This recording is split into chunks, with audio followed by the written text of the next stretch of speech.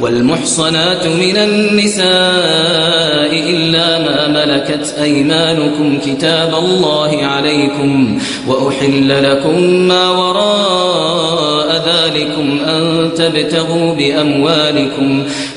تبتغوا بأموالكم محصنين غير مسافحين فما استمتعتم به منهن فآتوهن أجورهن فريضة ولا جناح عليكم فيما تراضيتم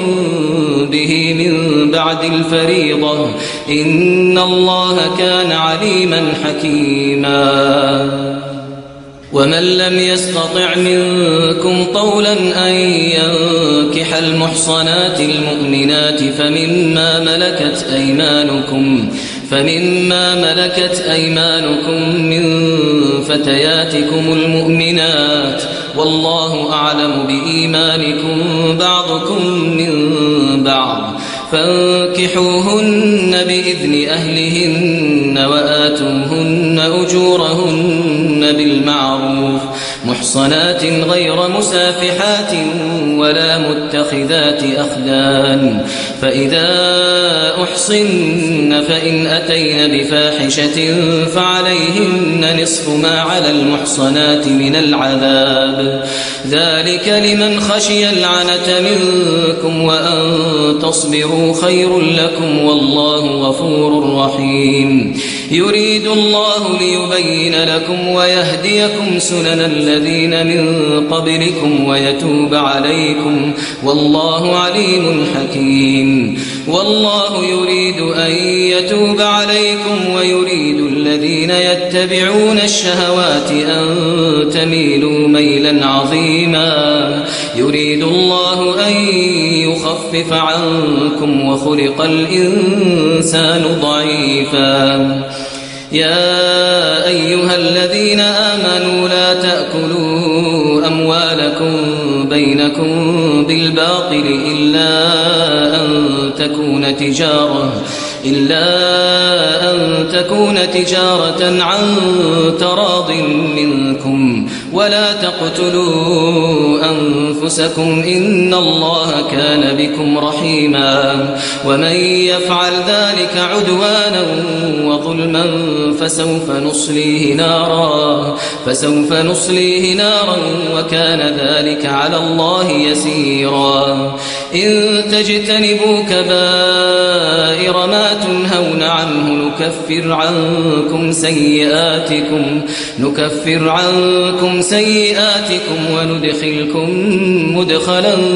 كريما ولا تتمنوا ما فضل الله به بعضكم على بعض للرجال نصيب مما اكتسبوا وللنساء نصيب مما اكتسبن واسألوا الله من فضله إن الله كان بكل شيء عليما ولكل جعلنا موالي مما ترك الوالدان والأقربون والذين عقدت أيمانكم فآتوهم نصيبهم إن الله كان على كل شيء شهيدا الرجال قوامون على النساء بما فضل الله بعضهم على بعض وبما أنفقوا من أموالهم فالصالحات قانتات حافظات للغيب بما حفظ الله واللاتي تخافون نشوزهن فعظوهن واهجروهن في المضاجع واضربوهن فإن أطعنكم فلا تبغوا عليهن سبيلا إن الله كان عليا كبيرا وإن خفتم شقاق بينهما فابعثوا حكما من أهله وحكما من أهلها إن يريدا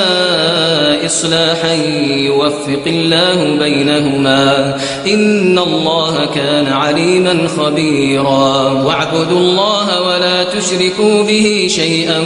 وبالوالدين إحسانا وبذي القربى واليتامى والمساكين والجار ذي القربى والجار الجنب والصاحب بالجنب وابن السبيل وما ملكت أيمانكم إن الله لا يحب من كان مختالا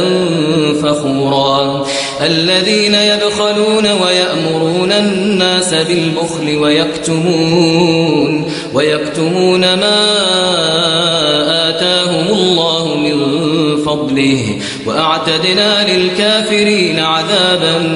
مهينا والذين ينفقون أموالهم رئاء الناس ولا يؤمنون بالله ولا باليوم الآخر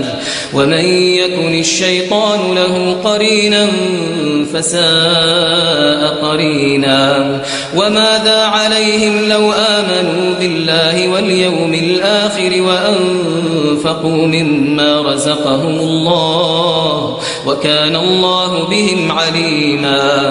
إن الله لا يظلم مثقال ذرة وإن تك حسنة يضاعفها ويؤت من لدنه أجرا عظيما فكيف إذا جئنا من كل أمة بشهيد وجئنا بك على هؤلاء شهيدا يومئذ يود الذين كفروا وعصوا الرسول لو تسوى بهم الأرض ولا يكتمون الله حديثا يا أيها الذين آمنوا لا تقربوا الصلاة وأنتم سكارى حتى تعلموا ما تقولون ولا جنبا إلا عابري سبيل حتى تغتسلوا وإن كنتم مرضى أو على سفر أو جاء أحد منكم من الغائط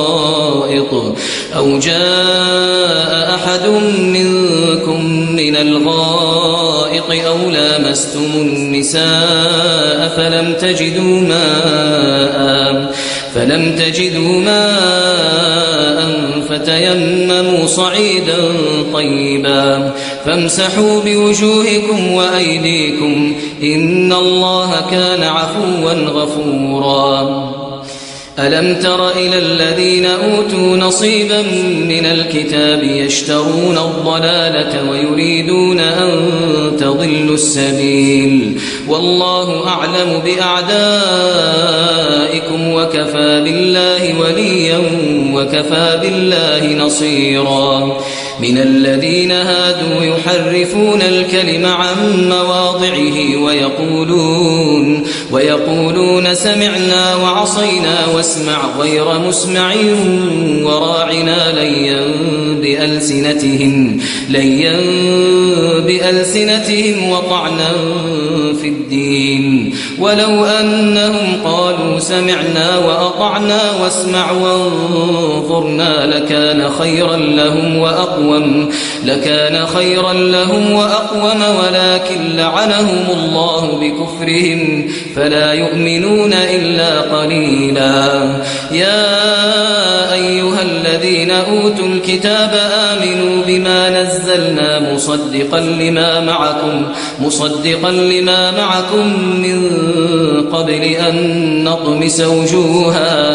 من قبل أن نطمس وجوها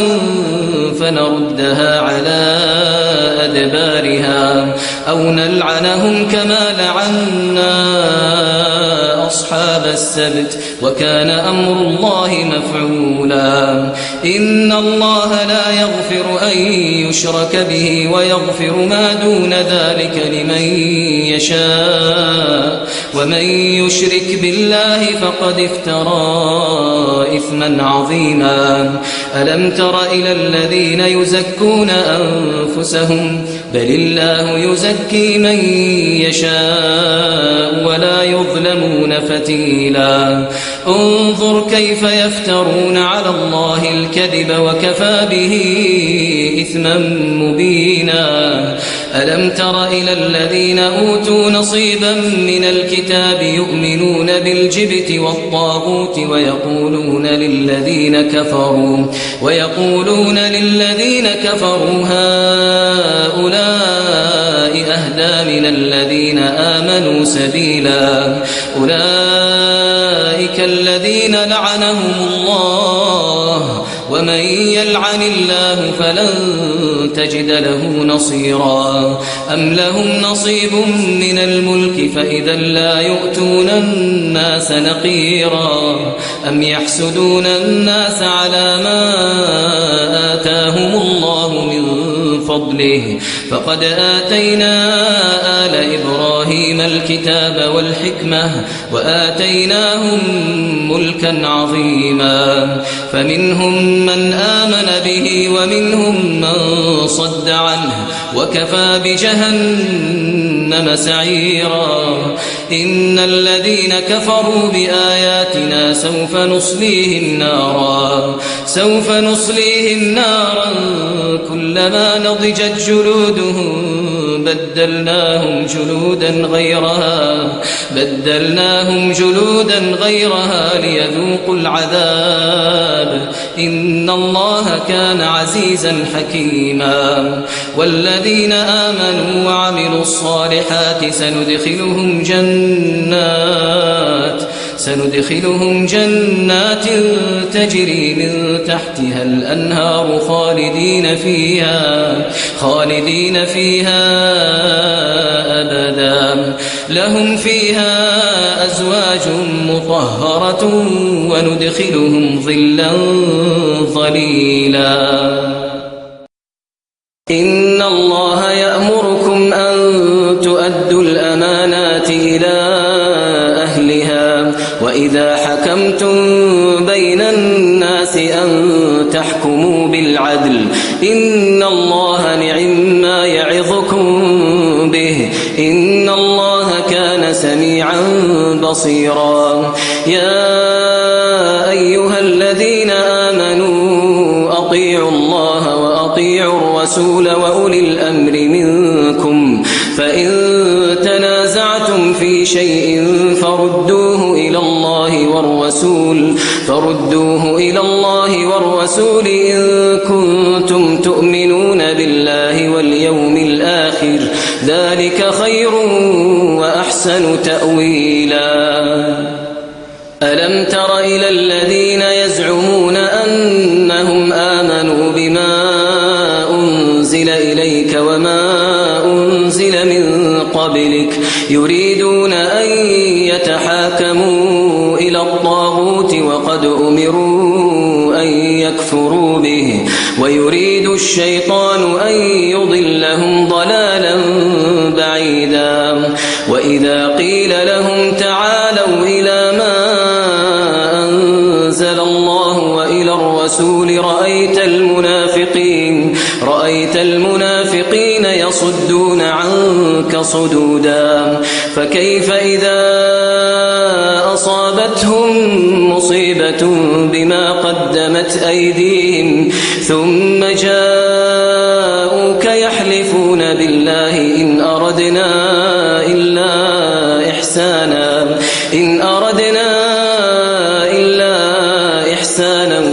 وتوفيقا أولئك الذين يعلم الله ما في قلوبهم فأعرض عنهم وعظهم وقل لهم في أنفسهم قولا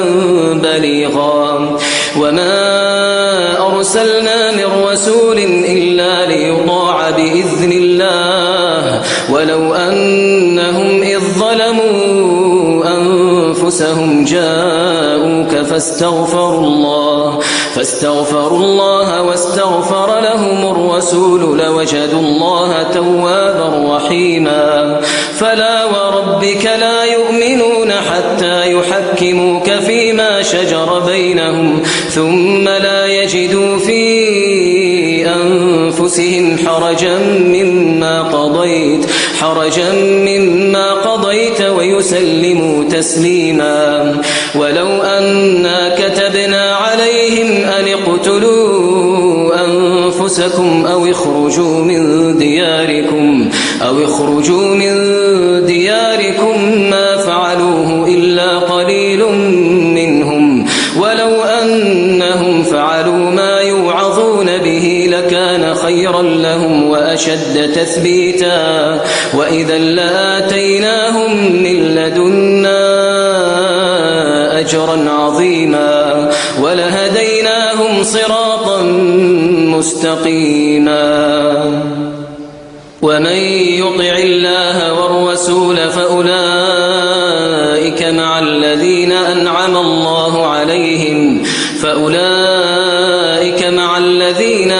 الله عليهم من النبيين والصديقين والشهداء والصالحين وحسن أولئك رفيقا. ذلك الفضل من الله وكفى بالله عليما. يا أيها الذين آمنوا خذوا حذركم فانفروا ثبات أو انفروا جميعا، وإن منكم لمن ليبطئن فإن أصابتكم مصيبة قال قد أنعم الله علي إذ لم أكن معهم شهيدا، ولئن أصابكم فضل من الله ليقولن كأن لم تكن بينكم وبينه مودة يا ليتني كنت معهم فأفوز فوزا عظيما.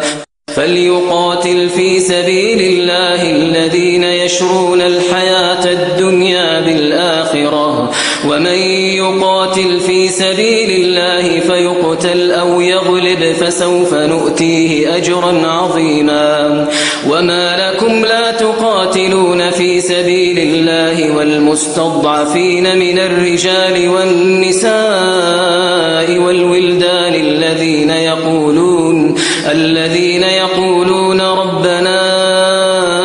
أخرجنا من هذه القرية الظالم أهلها واجعل لنا من لدنك وليا واجعل لنا من لدنك نصيرا. الذين آمنوا يقاتلون في سبيل الله والذين كفروا يقاتلون في سبيل الطاغوت فقاتلوا أولياء الشيطان إن كيد الشيطان كان ضعيفا. ألم تر إلى الذين قيل لهم كفوا أيديكم وأقيموا الصلاة وآتوا الزكاة فلما كتب عليهم القتال إذا فريق منهم يخشون الناس كخشية الله أو أشد خشية وقالوا ربنا لم كتبت علينا القتال لولا أخرتنا إلى أجل قريب قل متاع الدنيا قليل والآخرة خير لمن اتقى ولا تظلمون فتيلا. أينما تكونوا يدرككم الموت ولو كنتم في بروج مشيدة وإن تصبهم حسنة يقولوا هذه من عند الله وإن تصبهم سيئة يقولوا هذه من عندك قل كل من عند الله فما لهؤلاء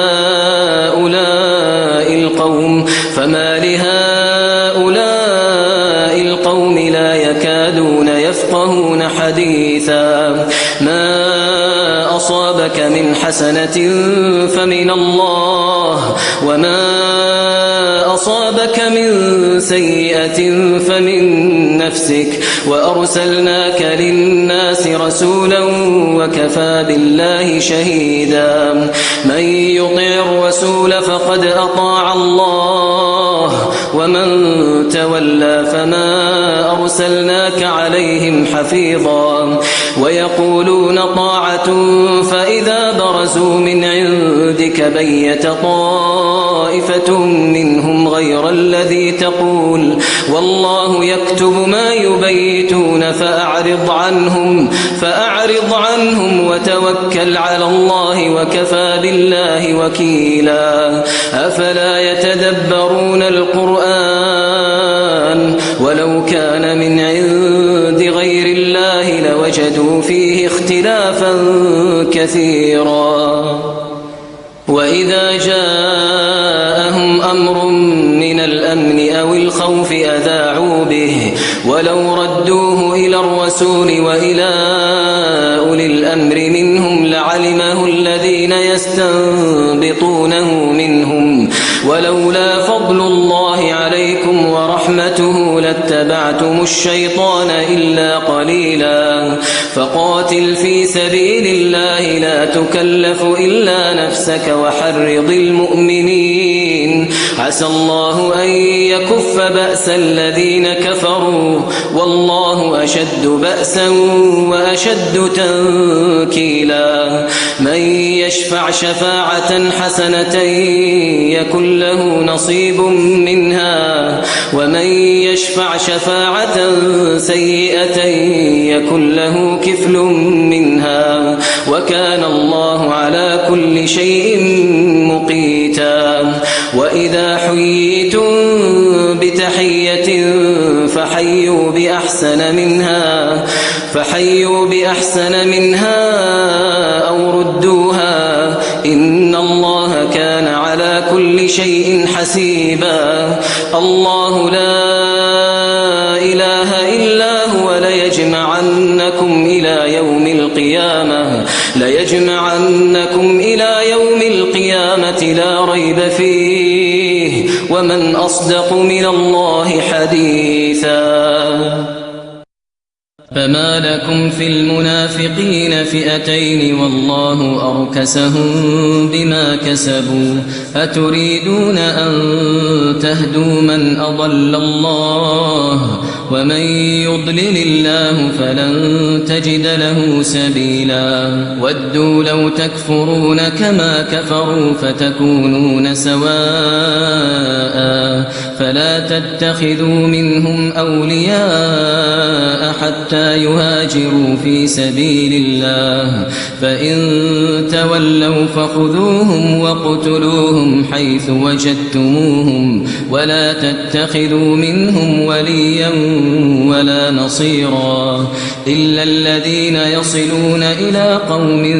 بينكم وبينهم ميثاق أو جاءوكم حصرت صدورهم أن يقاتلوكم أو يقاتلوا قومهم ولو شاء الله لسلطهم عليكم فلقاتلوكم فإن اعتزلوكم فلم يقاتلوكم وألقوا إليكم السلم فما جعل الله لكم عليهم سبيلا ستجدون آخرين يريدون أن يأمنوكم ويأمنوا قومهم كلما ردوا إلى الفتنة أركسوا فيها فإن لم يعتزلوكم ويلقوا إليكم السلم ويكفوا أيديهم فخذوهم واقتلوهم حيث ثقفتموهم وأولئكم جعلنا لكم عليهم سلطانا مبينا وما كان لمؤمن أن يقتل مؤمنا إلا خطأ فتحرير رقبة مؤمنة ودية مسلمة إلى أهله إلا أن يصدقوا فإن كان من قوم عدو لكم وهو مؤمن فتحرير رقبة مؤمنة، وإن كان من قوم بينكم وبينهم ميثاق فدية مسلمة إلى أهله وتحرير رقبة مؤمنة، فمن لم يجد فصيام شهرين متتابعين توبة من الله، وكان الله عليما حكيما. ومن يقتل مؤمنا متعمدا فجزاؤه جهنم خالدا فيها وغضب الله عليه ولعنه وأعد له عذابا عظيما. يا أيها الذين آمنوا إذا ضربتم في سبيل الله فتبينوا ولا تقولوا لمن ألقى إليكم السلام لست مؤمنا تبتغون عرض الحياة الدنيا فعند الله مغانم كثيرة كذلك كنتم من قبل فمن الله عليكم فتبينوا إن الله كان بما تعملون خبيرا. لا يستوي القاعدون من المؤمنين غير أولي الضرر والمجاهدون في سبيل الله بأموالهم وأنفسهم، فضل الله المجاهدين بأموالهم وأنفسهم على القاعدين درجة، وكلا وعد الله الحسنى، وفضل الله المجاهدين على القاعدين أجرا عظيما، درجات منه ومغفرة ورحمة، وكان الله غفورا رحيما. إن الذين توفاهم الملائكة ظالمي أنفسهم قالوا فيم كنتم؟ قالوا كنا مستضعفين في الأرض. قالوا ألم تكن أرض الله واسعة فتهاجروا فيها فأولئك مأواهم جهنم وساءت مصيرا. إلا المستضعفين من الرجال والنساء والولدان لا يستطيعون حيلة ولا يهتدون سبيلا، فأولئك عسى الله أن يعفو عنهم، وكان الله عفوا غفورا. ومن يهاجر في سبيل الله يجد في الأرض مراغما كثيرا وسعة، ومن يخرج من بيته مهاجرا إلى الله ورسوله ثم يدركه الموت فقد وقع أجره على الله، وكان الله غفورا رحيما. وإذا ضربتم في الأرض فليس عليكم جناح أن تقصروا من الصلاة إن خفتم أن يفتنكم الذين كفروا إن الكافرين كانوا لكم عدوا مبينا. وإذا كنت فيهم فأقمت لهم الصلاة فلتقم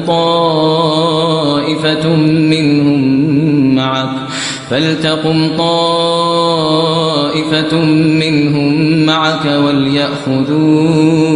أسلحتهم، فإذا سجدوا فليكونوا من ورائكم ولتأت طائفة أخرى لم يصلوا فليصلوا معك وليأخذوا حذرهم وأسلحتهم. ود الذين كفروا لو تغفلون عن أسلحتكم وأمتعتكم فيميلون عليكم ميلة واحدة ولا جناح عليكم إن كان بكم أذى من مطر أو كنتم مرضى أن تضعوا أسلحتكم وخذوا حذركم إن الله أعد للكافرين عذابا مهينا فإذا قضيتم الصلاة فاذكروا الله قياما وقعودا وعلى جنوبكم فإذا اطمأننتم فأقيموا الصلاة إن الصلاة كانت على المؤمنين كتابا موقوتا ولا تهنوا في ابتغاء القوم إن تكونوا تألمون فإنهم يألمون كما تألمون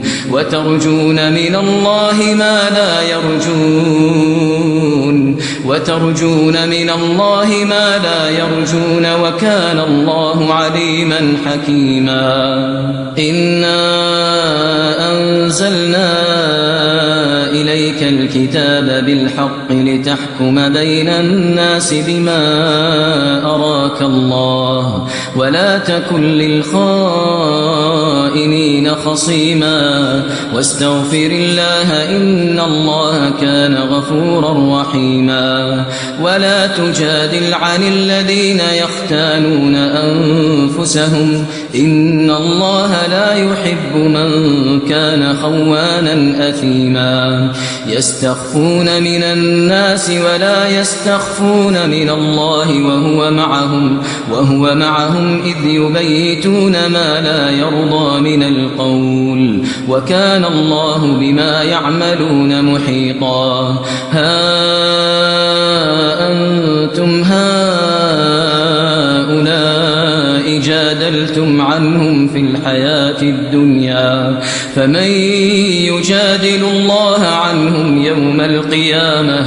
فمن يجادل الله عنهم يوم القيامة أم من يكون عليهم وكيلا ومن يعمل سوءا أو يظلم نفسه ثم يستغفر الله يجد الله غفورا رحيما ومن يكسب إثما فإنما يكسبه على نفسه وكان الله عليما حكيما ومن يكسب خطيئة أو إثما ثم يرم به بريئا فقد احتمل بهتانا وإثما مبينا ولولا فضل الله عليك ورحمته لهم طائفة منهم أن يضلوك وما يضلون إلا أنفسهم وما يضرونك من شيء وأنزل الله عليك الكتاب والحكمة وعلمك ما لم تكن تعلم وكان فضل الله عليك عظيما لا خير في كثير من نجواهم إلا من أمر بصدقة أو معروف أو إصلاح بين الناس ومن يفعل ذلك ابتغاء مرضات الله فسوف نؤتيه أجرا عظيما ومن يشاقق الرسول من بعد ما تبين له الهدى ويتبع غير سبيل المؤمنين نوله ما تولى ونصله جهنم وساءت مصيرا إن الله لا يغفر أن يشرك به ويغفر ما دون ذلك لمن يشاء ومن يشرك بالله فقد ضل ضلالا بعيدا إن يدعون من دونه إلا إناثا وإن يدعون إلا شيطانا مريدا لعنه الله وقال لأتخذن من عبادك نصيبا مفروضا ولأضلنهم ولأمنينهم ولآمرنهم فليبتكن آذان الأنعام ولآمرنهم فليغيرن خلق الله ومن يتخذ الشيطان وليا من دون الله فقد خسر خسرانا مبينا يعدهم ويمنيهم وما يعدهم الشيطان إلا غرورا أولئك مأواهم جهنم ولا يجدون عنها محيصا والذين آمنوا وعملوا الصالحات سندخلهم جنات تجري من تحتها الأنهار خالدين فيها أبدا وعد الله حقا ومن أصدق من الله قيلا ليس بأمانيكم ولا أماني أهل الكتاب من يعمل سوءا يجز به ولا يجد له من دون الله وليا ولا نصيرا ومن يعمل من الصالحات من ذكر أو أنثى وهو مؤمن فأولئك يدخلون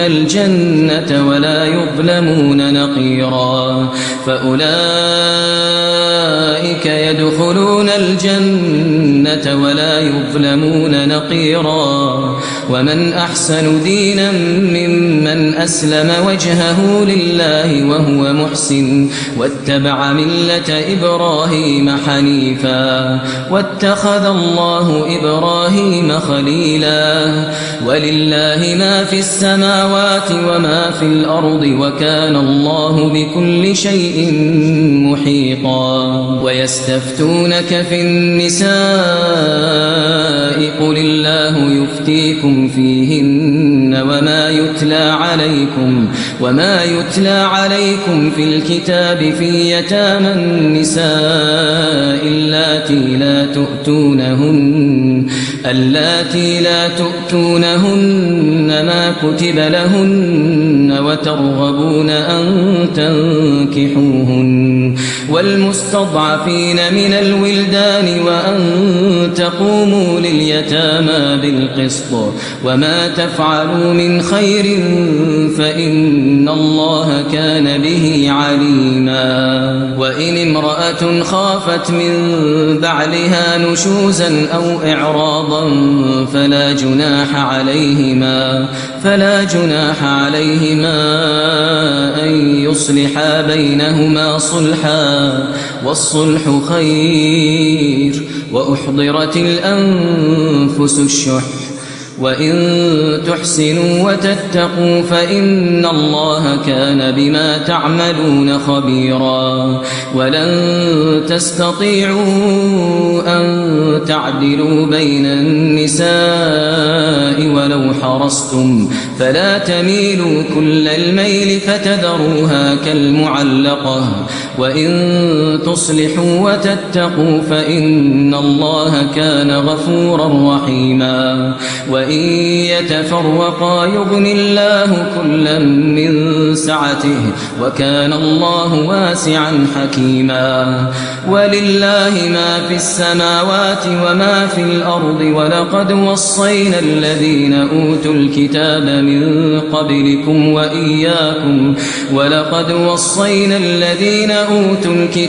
من قبلكم وإياكم أن اتقوا الله وإن تكفروا فإن لله ما في السماوات وما في الأرض وكان الله غنيا حميدا ولله ما في السماوات وما في الأرض وكفى بالله وكيلا إن يشأ يذهبكم أيها الناس إن يشأ يذهبكم أيها الناس ويأت بآخرين وكان الله على ذلك قديرا من كان يريد ثواب الدنيا فعند الله ثواب الدنيا والآخرة وكان الله سميعا بصيرا يا أيها الذين آمنوا كونوا قوامين بالقسط شهداء لله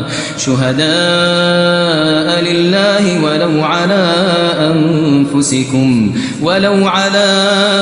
أنفسكم أو الوالدين والأقربين إن يكن غنيا أو فقيرا فالله أولى بهما فلا تتبعوا الهوى أن تعدلوا وإن تلووا أو تعرضوا فإن الله كان بما تعملون خبيرا يا أيها الذين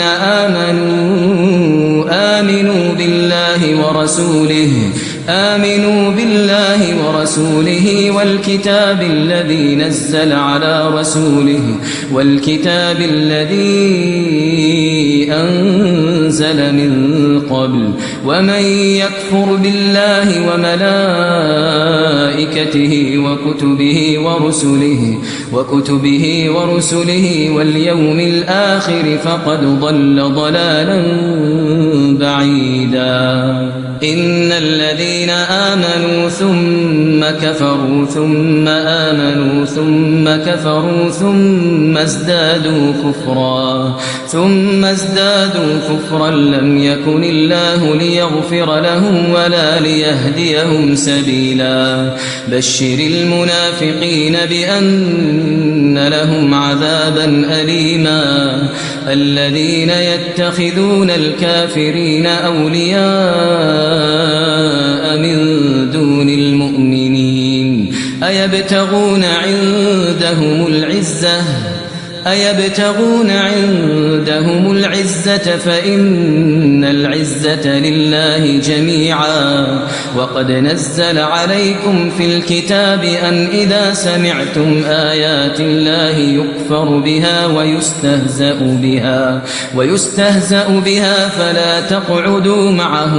فلا تقعدوا معهم حتى يخوضوا في حديث غيره إنكم إذا مثلهم إن الله جامع المنافقين والكافرين في جهنم جميعا الذين يتربصون بكم فإن كان لكم فتح من الله قالوا ألم نكن معكم وإن كان للكافرين نصيب قالوا ألم نستحوذ عليكم ونمنعكم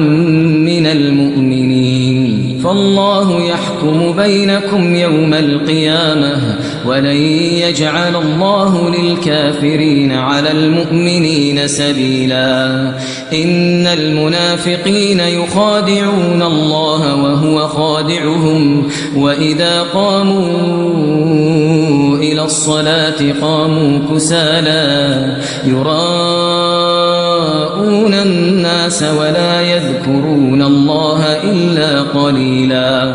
مذبذبين بين ذلك لا إله هؤلاء ولا إله هؤلاء ومن يضلل الله فلن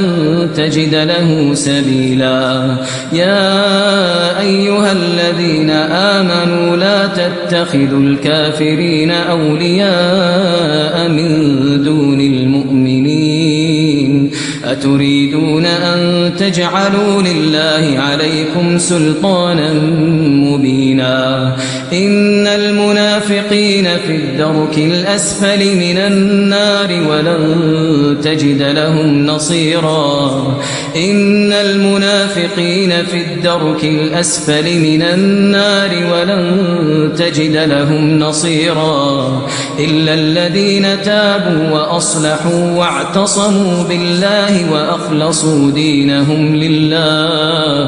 وأخلصوا دينهم لله فأولئك مع المؤمنين وسوف يؤتي الله المؤمنين أجرا عظيما ما يفعل الله بعذابكم إن شكرتم وآمنتم